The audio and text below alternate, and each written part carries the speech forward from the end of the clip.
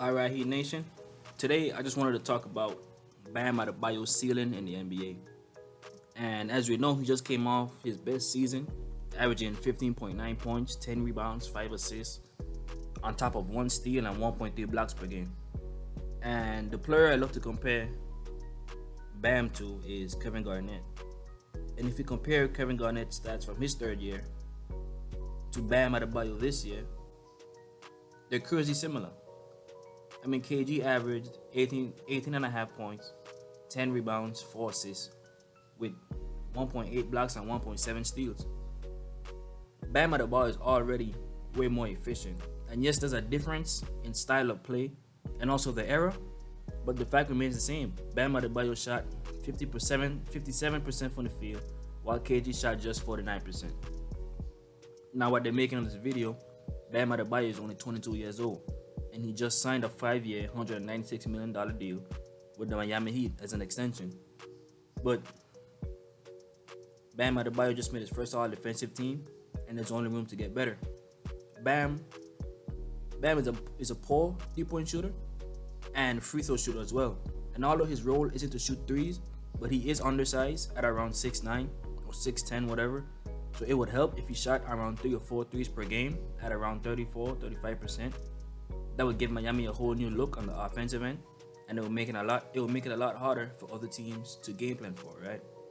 So when you have Bam Adebayo, who can not only take it to the post, but he can score at the mid-range decently already. If you bring those mid-range jumpers out to the three-point line, that only makes us 10 times more dangerous. In the NBA in 2020, coming up 2021 season, you just can't have a guy on the court. You can't have a guy on the court whose game high in three-point attempts is 1. You know what I mean?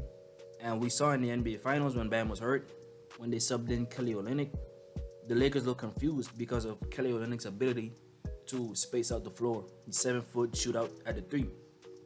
So the next thing with Bam Adebayo is his free throw shooting. He shot 69% on 5 attempts this year, and that won't work, especially late into games. When you have a center who for the most part scores in the paint, when the game gets close and you rely on him to get buckets in clutch time, you can't have him missing important free throw shots, man.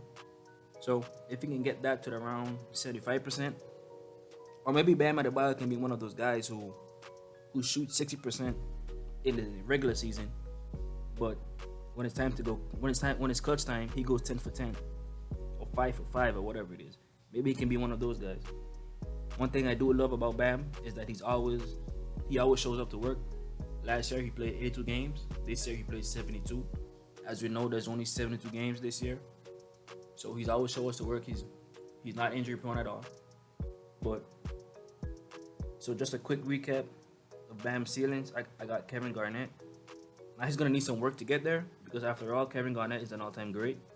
I mean, for a career, he's 18 points, 10 rebounds, and 4 assists to go along with 9 all-defensive teams and 9 all-NBA teams and 12 all-defensive teams, as well as an MVP and Defensive Player of the Year.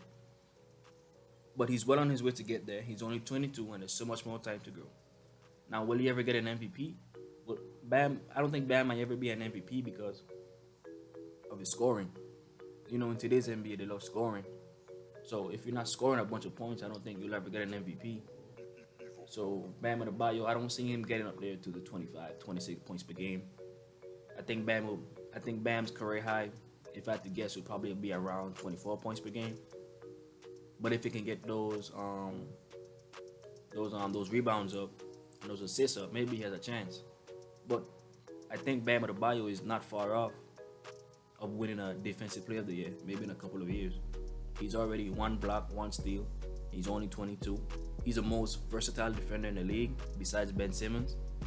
And I would say Bam Adebayo is more versatile than Ben Simmons because Bam Adebayo can defend the paint better. So it's only a matter of time before he wins the Defensive Player of the Year, in my opinion. He still has room to grow. Like I said, he's only 22 years old. That's the crazy thing about it. He just signed a 5-year, $196 million deal. You know what I mean? Nobody else believed in him. Miami Heat, as we usually do, we took a chance. We groomed him, made him what he is today. He was only the 14th pick. You know, Pat Riley does what he does. That Miami Heat coaching staff, the culture, Jimmy Butler. Speaking of that, I also got a video coming up about what's the ceiling for Tyler Hero and Duncan Robinson as well, and Kendrick Nunn.